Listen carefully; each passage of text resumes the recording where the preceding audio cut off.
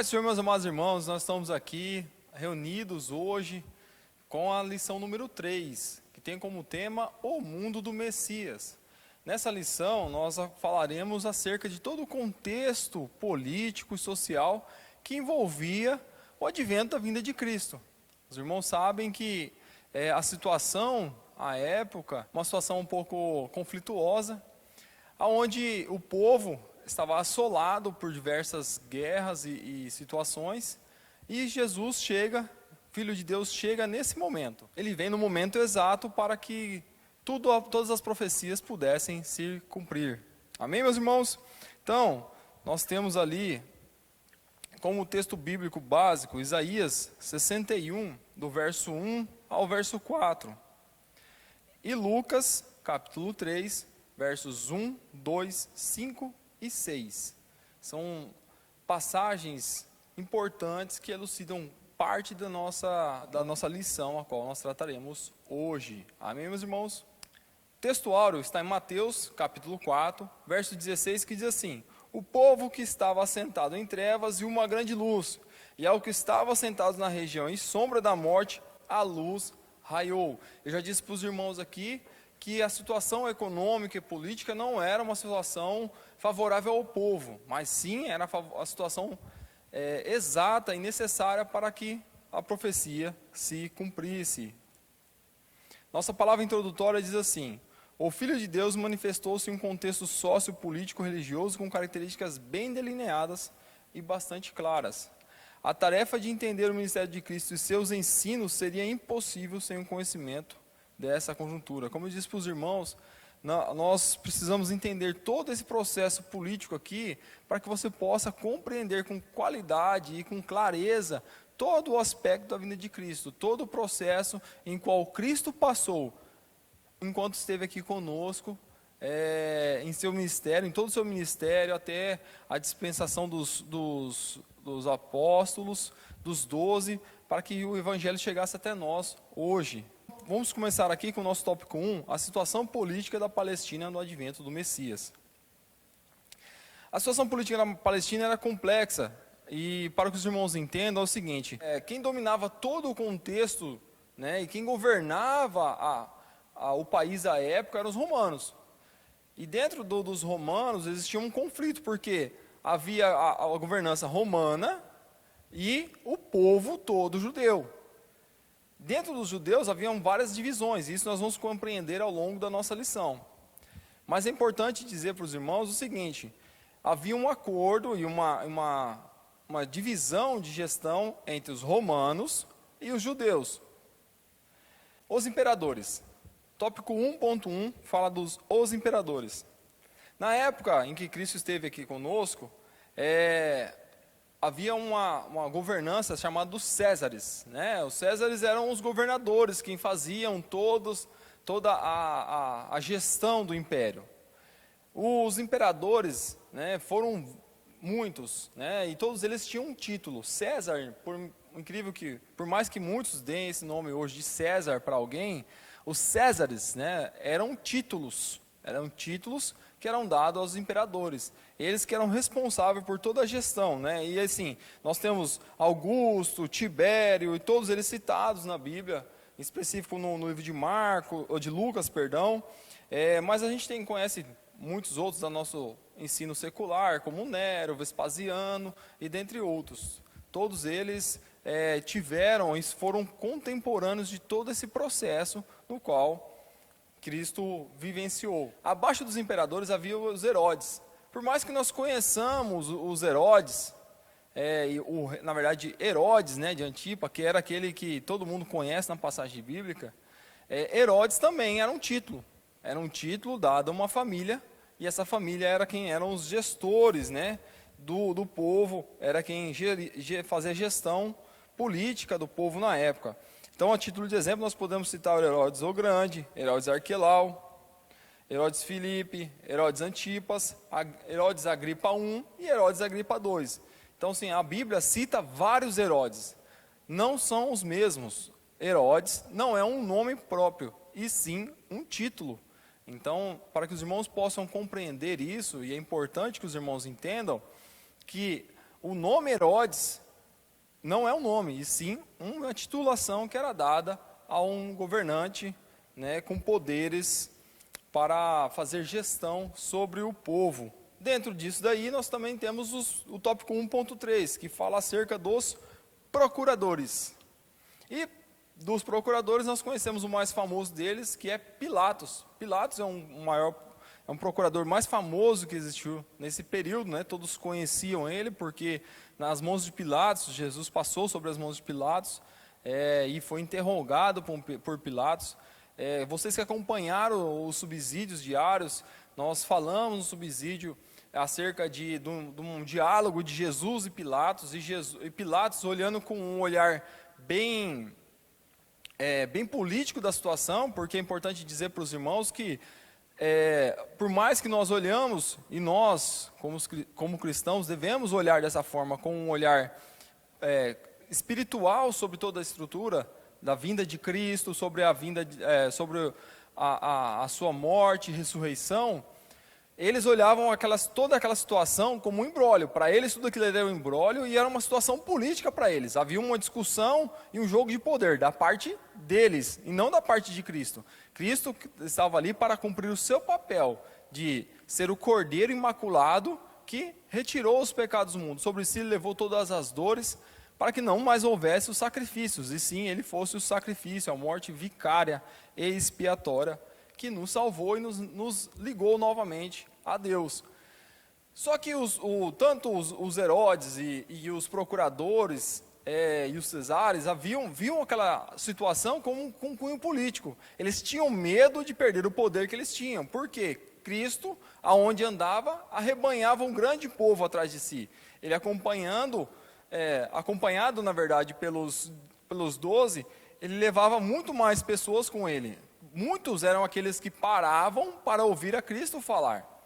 Então, todo esse processo causou muita comoção pública, e causando comoção pública, interferiu grandemente também na gestão política daquele povo. Eles se sentiram ameaçados por Cristo, por ver tudo aquilo ali, eles tiveram medo de perder o império. Falaram, opa, peraí, esse homem sozinho não tem poder nenhum, porque eles legislavam sobre o poder de autoridade, de imposição de medo, impondo situações, impondo impostos, e tinha o poder em suas mãos, mas o poder através do medo. Cristo vem nesse cenário e mostra, olha, eu estou aqui, e arrastava o povo não por medo, arrastava o povo pela palavra, arrastava o povo por aquilo que ele mostrava, pelo seu testemunho, pelas curas, pelos milagres.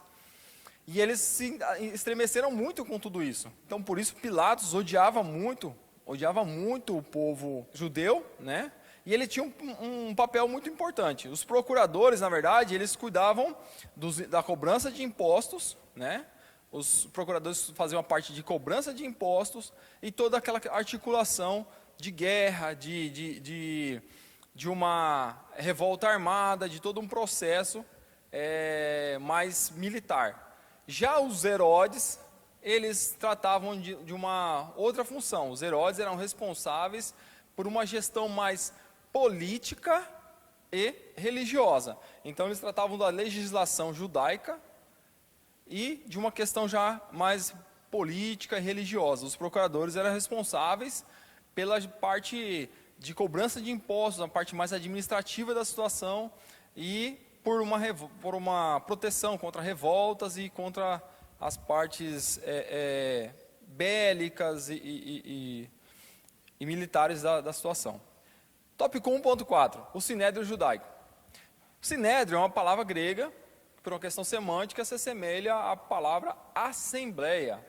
Da forma como nós vemos hoje a Assembleia Legislativa, né?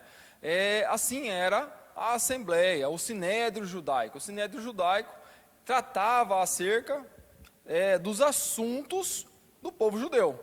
E é importante dizer e salientar para os irmãos que Roma reconhecia, o Império Romano reconhecia o Sinédrio Judaico concernente aos julgamentos acerca do povo judeu. Então, é importante dizer para os irmãos o seguinte: se houvesse alguma causa a ser julgada, se houvesse algo que fosse julgado em meio ao povo judeu, ele era julgado pelo Sinédrio. E essa decisão do Sinédrio era reconhecida acerca do povo, acerca do governo romano. Então Roma reconhecia essa decisão. No entanto, o Sinédrio judaico não tinha poder e não exercia poder acima do Império Romano. Ele tinha o seu poder única e exclusivamente sobre o povo judeu. No tópico 2, as condições sociais da Palestina no advento do Messias, nós vamos ver alguns aspectos. O primeiro dele qual que eram as condições sociais na época? Como eu disse para os irmãos, não eram favoráveis ao povo. O povo vivia e padecia dores porque vinha numa sucessão de guerras e dominações. Então nós vemos ali as invasões dos caldeus, depois dos persas e por último dos gregos. E aí a gente vê todo esse processo de invasão, de movimentação e por fim os romanos é quem fazem toda a gestão do povo. E aí eles, com a vinda do povo romano, os romanos fazem com que haja uma unicidade entre o povo, né? A Grécia estabeleceu uma língua, o povo grego quando chegou estabeleceu uma língua entre o povo, estabeleceu um modo de vida, fez uma gestão, igualou toda a gestão e a linguagem do povo. Embora o povo judeu ainda falasse sua língua mãe, eles eram fluentes no idioma grego. E falavam o idioma grego, então assim, havia uma unicidade de língua entre o povo. Mas essa sucessão de guerras fez com que o povo perecesse muito, então todo o povo naquela região, em específico na Palestina, e foram muito assolados acerca dos impostos. Inclusive, muitos estudiosos relatam que, à época de Cristo, o motivo da pobreza da Palestina eram basicamente dois. O primeiro deles é a condição climática do país, da região, em que havia uma oscilação, e até hoje há essa oscilação. No entanto, à época não existia tecnologia como existe hoje, não existia a experiência que o povo tem hoje para cultivar. Então, fazer com que essa oscilação climática não favorecia a agricultura, não favorecia vários pontos no qual eles não conseguiam produzir, não produziam com qualidade.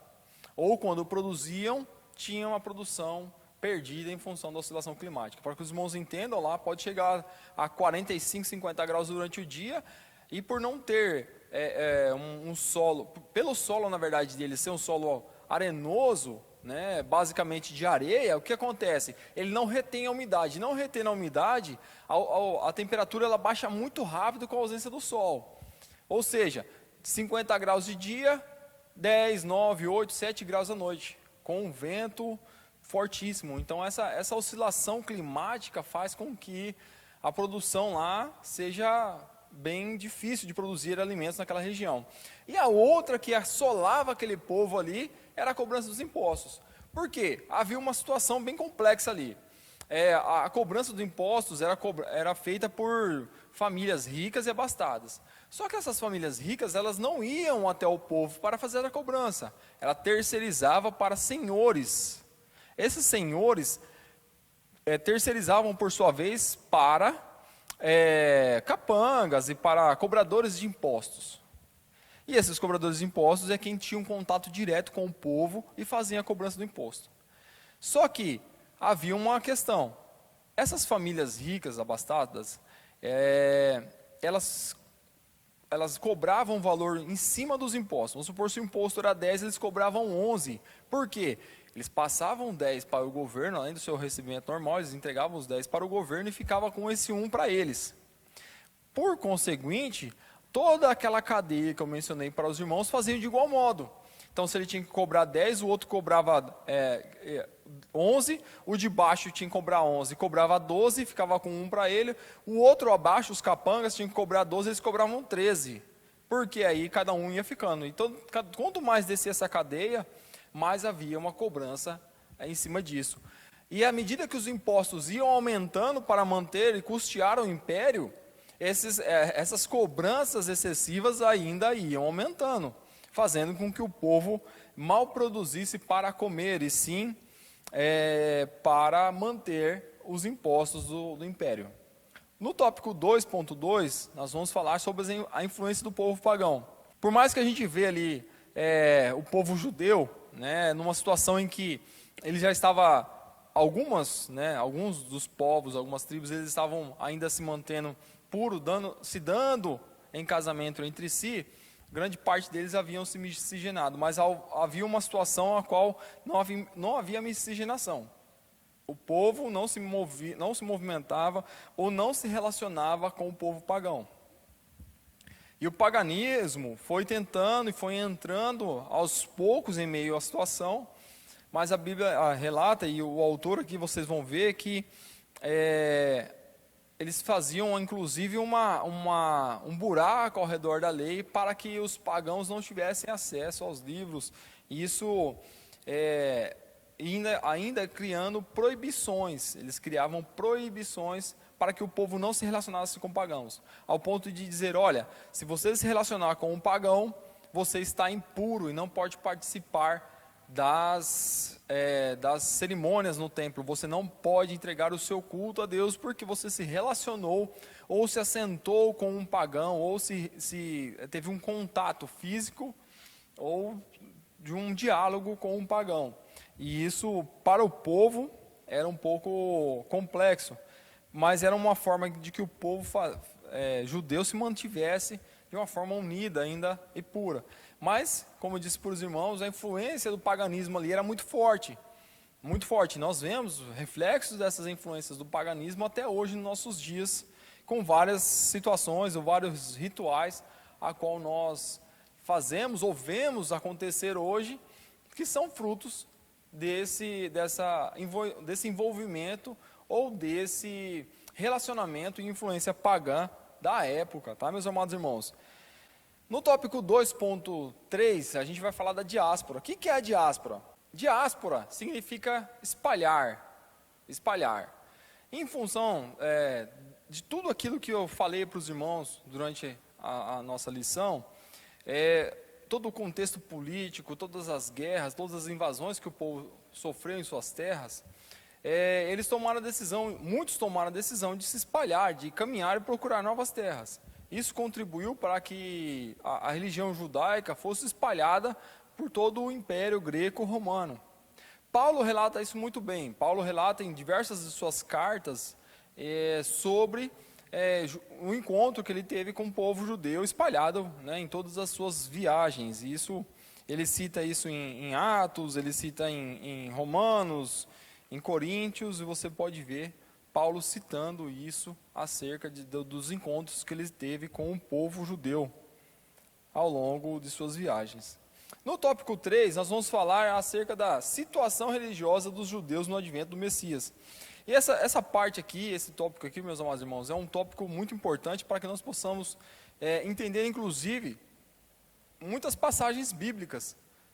Entender, inclusive, várias passagens bíblicas que a gente vê falando acerca do sinédrio, acerca do templo, das sinagogas, do papel de cada um deles, dos escribas, os saduceus. Então, assim, nós vamos entender vários aspectos importantes que a gente lê ou a gente acompanha durante as pregações, ou a gente lê na nossa leitura regular da Bíblia. E a gente vai entender de uma forma muito importante e concisa o que significa cada um desses personagens que nós vemos.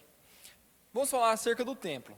O templo, para os irmãos sabem, isso é dos conhecedores da Bíblia, a gente entende que o templo é o lugar dos mais santos, o santo dos santos, onde a gente ia, onde o povo vai para adorar a Deus, né? Onde nós vamos hoje para entregar a nossa adoração a Deus. Então, acerca do templo, não vou entrar em detalhes, porque os irmãos conhecem todo o aspecto que envolvia o templo à época. Tópico 3.2.1 fala acerca das sinagogas. Então, meus irmãos, para que fique claro, a sinagoga era diferente do templo. O povo ia lá, os homens em específico iam lá para fazer as suas orações, se encontravam ali para as suas orações em dias específicos e em grande medida aos sábados, para ouvir os doutores da lei falar acerca da lei, fazer uma interpretação mais profunda e direta dos livros da lei diretamente para o povo. Nós sabemos que naquela época os doutores da lei tinham acesso aos rolos e o povo não. Então, eles iam à sinagoga, os homens iam à sinagoga para ouvir aos doutores da lei falar. No tópico 3.2, nós vamos ver a classe sacerdotal. Essa classe sacerdotal, basicamente, era ligada à família de Levi. Vocês lembram, lá no Antigo Testamento, nas tribos, nós tínhamos a tribo de Levi. Eles eram responsáveis pelo culto, pela adoração a Deus.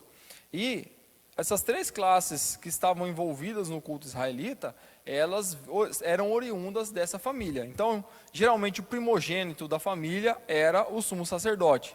Após ele, abaixo, vinham os sacerdotes, e abaixo deles, os levitas. Então, os levitas eram responsáveis por toda a gestão do culto, assim como os sacerdotes e os sumos sacerdotes. E no tópico 3.3, nós vamos falar sobre os escribas. E sobre os escribas, né, Jesus muitas vezes citou escribas e fariseus, raça de víboras, né, e nós falamos muito sobre isso no nosso devocional diário, né, nos áudios que nós enviamos para os irmãos nos grupos. No princípio, os escribas, quem que eram os escribas para que os irmãos entendam bem? Os escribas eram aqueles que eram encarregados de copiar e de multiplicar os livros da lei. Então eles copiavam dos originais de uma forma, e eles tinham a responsabilidade sobre eles de fazer com que isso fosse algo autêntico, guardasse toda a autenticidade e não houvesse desvios, nem de uma vírgula do que estava escrito nos originais. Eles eram os responsáveis. Então, por estar ali diariamente ou diretamente copiando ou transcrevendo, escrevendo esses livros, eles tinham muito conhecimento dos livros da lei, eles tinham muito conhecimento acerca da lei. Então, eles eram uma classe que recebiam muita honra em função do serviço que eles desempenhavam frente à população. Ocorre que, como até mesmo Cristo combateu eles em suas falas, esse povo, os escribas, eles usavam muito dessa influência, muito desse poderio dele, para julgar e legislar em causa própria. Eles interpretavam a lei em função própria. Havia interpretações da lei, a qual favorecia eles interpretavam a lei de modo que os favoreciam em muitos aspectos, sempre para levar a uma vantagem ou outra, e isso foi com que Cristo combateu muito ao povo escriba. No tópico 3.4, a gente vai subdividir ele em 5 aspectos. O primeiro dele, a gente vai falar dos saduceus. Isso dentro do judaísmo, tá, meus irmãos? Então, nós vamos entender aqui, ó. Imagina assim o judaísmo, certo? Aqui eu tenho o judaísmo, e abaixo do judaísmo eu tenho aqui outras divisões. Dentro do judaísmo existiam subdivisões. Ok, meus irmãos? Só para os irmãos entenderem. Então, nós temos aqui os saduceus. Os saduceus entendiam o seguinte, que somente o Pentateuco, né, os 5 primeiros livros da nossa Bíblia, eram a ideia central, era o tema central, ou era a base, a única base na qual eles tinham que se balizar, ou que era o único norteador da vida deles, era apenas o Pentateuco, e não os demais livros da Bíblia. Embora eles não rejeitassem o livro dos profetas e os demais livros da Bíblia, eles entendiam que o Pentateuco era o centro de tudo, e eles viviam o centro do Pentateuco. No tópico 3.4.2, nós vamos falar sobre os fariseus. Os fariseus, diferente dos saduceus, eles acreditavam na Torá, né, como o centro da vida religiosa deles, da judaica, mas também eles davam uma autoridade aos livros dos profetas, né, e todos os demais livros que compunham os rolos que eram guardados no templo e que eles seguiam, né? Mas os fariseus foram famosos, e são famosos, porque os irmãos acompanham na Bíblia aí, pelas vezes a qual Cristo combateu eles, por uma religiosidade extremamente hipócrita, a qual eles cobravam do povo algo que nem mesmo eles seguiam. Eles impunham algo ao povo, eles impunham um jugo ao povo, a qual nem mesmo eles eram capazes de carregar. No tópico 3.4.3, nós vamos falar sobre os essênios. Quem são os essênios? Quem eram os essênios? Os essênios, basicamente, eram um povo a qual se regimentaram numa nova sociedade, dizendo que eles eram os filhos da luz e que eram oprimidos pelos filhos das trevas. E quem que para eles eram os filhos das trevas? Os filhos das trevas, para ele, eram o Império Romano, e os judeus que apóstatas e infiéis à lei, né? E eles tratavam essa questão de apóstatas, infiéis à lei, todos aqueles que não se enquadravam na vida social e religiosa na qual eles acreditavam. No tópico 3.4, nós vamos falar sobre os zelotes. E é engraçado dizer que nós, em meio aos 12, nós tivemos um discípulo, a qual era zelote. E quem que eram os zelotes? Zelotes não eram um movimento religioso, tá, meu irmão? Então, se você acha que, assim como os primeiros que eu disse aqui, os saduceus, os fariseus e os essênios, que eram movimentos religiosos ou chamados partidos seita, tá? O autor da revista trata eles como um partido seita. Os zelotes não eram um partido seita, tá? Não era um movimento religioso, em si um movimento mais como um cunho político, a qual eles se opunham à gestão romana. Eles não aceitavam que Roma fizesse a gestão, né? O Império Romano fizesse a gestão do povo judeu. Eles não gostavam de pagar impostos, eles se negavam, inclusive, veementemente a pagar impostos. Eles não acreditavam que o recurso deles não deveria ir de forma alguma para Roma. Amém, meus irmãos? Então vamos lá. Então, como eu disse anteriormente, Simão era um zelote. E Simão foi um dos 12 a qual acompanhou, fez parte dos discípulos. Então Simão era um zelote. A Bíblia inclusive cita Simão o zelote. Tá? Então os zelotes, para que fique claro, não era um partido de cunho religioso, sim algo mais político e se opunha ao movimento do Império Romano. E também no tópico 3.4.5, os herodianos. Herodianos, pouco se sabe dos herodianos, né, à luz da Bíblia, mas os herodianos eles foram um partido político, né, de movimento religioso, e eles tinham o exercício de um poder muito importante, porque se os irmãos acompanhar e voltar lá e prestar atenção nos nossos subsídios semanais, diários, durante essa semana todinha aqui, vocês vão perceber o seguinte, que os herodianos foram inclusive consultados acerca de toda a condenação de Cristo. De todo o processo de condenação, eles foram consultados, os herodianos. E isso demonstra que eles poderiam exercer até um poder político e na Galiléia, naquela região ali, onde Herodes Antipas governava. Então, eles exerciam poder. Então, eram também um partido político muito forte e que exercia um poder grande perante o povo e perante toda aquela região ali.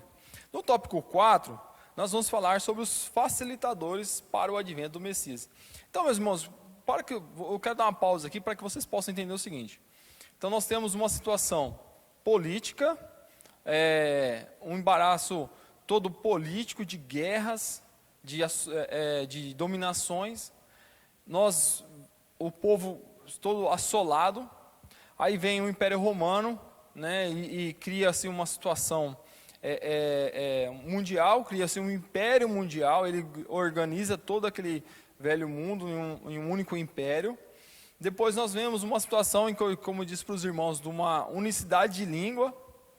Então nós temos primeiro um império mundial, segundo uma unicidade de língua, e depois um momento e um movimento filosófico acontecendo em meio a esse povo. E isso tudo vem a contribuir e são facilitadores para que o Messias, para que Cristo estivesse na terra. Então, você vai entender o seguinte, que Deus já havia preparado tudo, de forma que o mundo todo estava cuidadosamente preparado para que o Messias pudesse vir e ser recebido. E seu ensinamento e todos os ensinamentos e toda a sua palavra e o seu amor chegasse até nós. E para que toda a profecia pudesse ser cumprida. Então tudo isso foi preparado por Deus. Porque você pode estar pensando assim, irmão, mas você está falando então que Jesus veio, o que facilitou ele foi todo o contexto político? Não, jamais. Deus preparou tudo e o universo todo, o mundo todo foi cuidadosamente preparado para que ele pudesse estar aqui no nosso meio, cumprir o seu papel de ser o Cordeiro Imaculado, que nos ligou novamente a Deus, né? E aí, a partir daí, nós pudéssemos ter acesso ao amor de Deus, à palavra de Deus para nós, e isso está ecoando até hoje, e ecoará até que Ele venha, né? Até que Ele volte. E Maranata, Senhor, né? A nossa oração sempre, Maranata. Então, assim, o mundo havia sido todo preparado. Então, assim, no tópico 4.1, nós vamos ver sobre a Pax Romana. O que é a Pax Romana? É uma expressão latina que significa paz romana. Então, quando Roma vem e organiza todo esse império, fica como se fosse uma situação de paz. Por quê? Roma dominava tudo. Ninguém podia, ninguém aguentava mover algo contra o povo romano, contra o Império Romano. De modo que ficou algo universalizado, numa situação até que uma teórica paz entre o povo, entre tudo aquela história. Havia as divisões, as dissensões entre o povo judeu, o povo romano, o povo grego, toda aquela miscigenação de povos, mas havia aqui até que uma calmaria entre aquele povo, né? Existia muito assim uma argumentação política, né? E uma gestão política ali, uma rixa política, mas isso não chegava ao ponto de influenciar na gestão, assim como existe até hoje uma gestão política entre os países, entre os governantes, e isso não influenciou, na verdade, de uma forma negativa na vinda de Cristo. Eu falei no tópico 4.2, perdão, meus irmãos, no tópico 4.2, a gente fala do mesmo idioma. Então, assim, o único idioma era falado no mundo inteiro, né, entendido por qualquer pessoa. Então, assim, era importante que os irmãos saibam o seguinte: assim como hoje é o inglês, todos nós falamos o português e ao menos conhecemos o inglês, mesmo que pouco difundido aí no nosso Brasil, mas assim era na época, né? Muitos falavam sua língua nativa, sua língua mãe, mas eram fluentes na língua grega. Então todos eles falavam fluentemente o grego, e era uma língua universalizada entre todo o povo. O idioma grego era o idioma universal. Por mais que cada povo, entre si, entre seus familiares, falavam a sua língua nativa, o grego era a linguagem universal entre os povos. No tópico 4.3, a filosofia grega. A filosofia grega, ela foi um ponto que contribuiu muito para o advento do Messias, né? Foi um dos facilitadores. Nós vemos, depois que o povo tinha se organizado tudo, tinha organizado a questão política, a questão geográfica, a questão econômica, né? E toda a língua do povo, isso havia uma facilidade grande para que eles pudessem trafegar entre os lugares, para que eles pudessem se deslocar, para que eles pudessem se relacionar. Mas aí surge também um movimento filosófico. Com o lema dos Sócrates, os irmãos conhecem o Sócrates, ele tinha aquele lema de conhece-te a ti mesmo.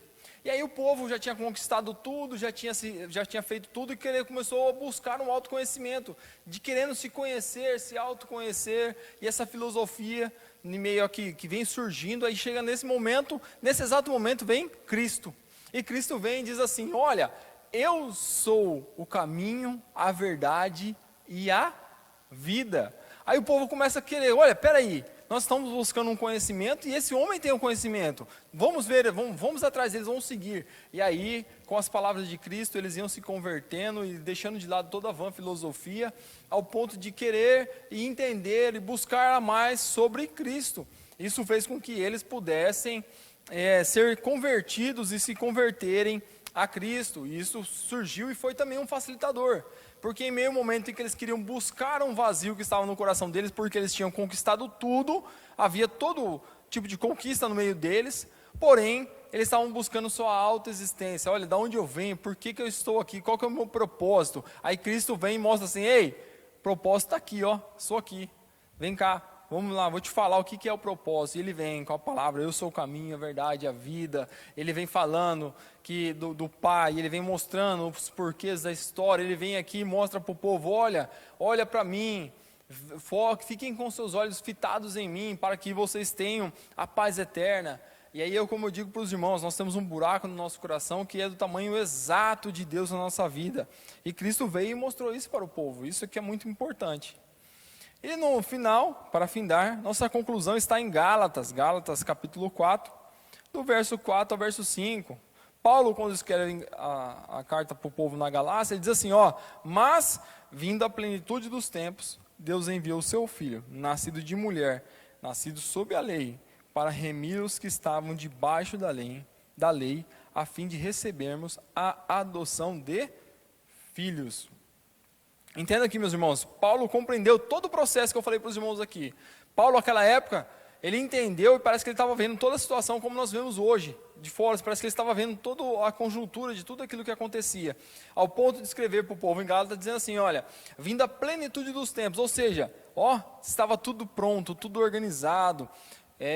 E aí, Deus envia o seu filho, nascido de mulher, ou seja, ele teve um nascimento de uma mulher, um nascimento ainda que virginal, mas nascido de mulher. Ele seguiu a lei, ou seja, ele cumpriu toda a lei, foi o único, e ele veio para remir os que estavam debaixo da lei, a fim de recebermos a adoção de filhos. Ou seja, nós estávamos afastados de Deus, porque o pecado nos afastou de Deus, e ele veio e nos uniu a Deus.